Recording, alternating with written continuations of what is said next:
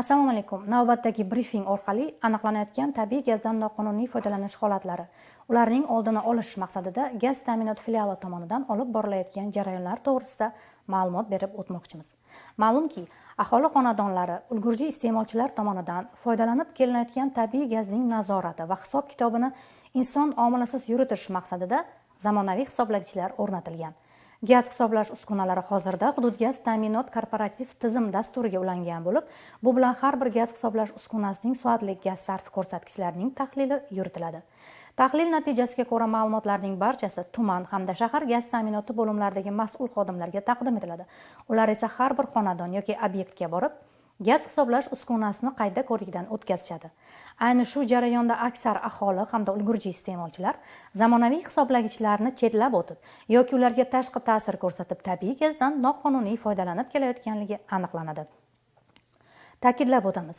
Bu hisoblagichlar aqlli hisoblagichlar bo'lib, ular tabiiy gazning hisobini bevosita avtomat ravishda o'zi amalga oshiradi.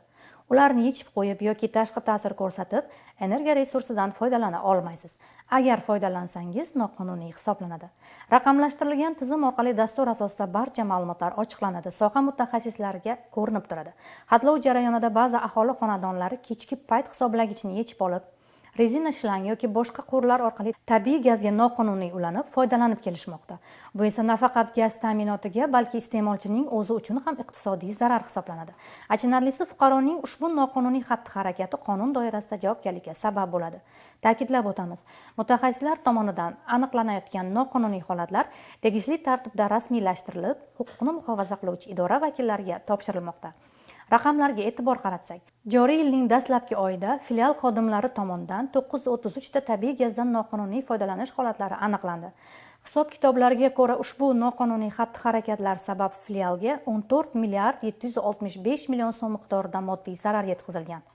Ta'kidlab o'tamiz, O'zbekiston Respublikasi Vazirlar Mahkamasining 2024-yil 31-maydagi 319-sonli qarorining 2-ilovasi 134-bandiga asosan yetkazilgan moddiy zarar tabiiy gazdan noqonuniy foydalangan har bir iste'molchidan undiriladi.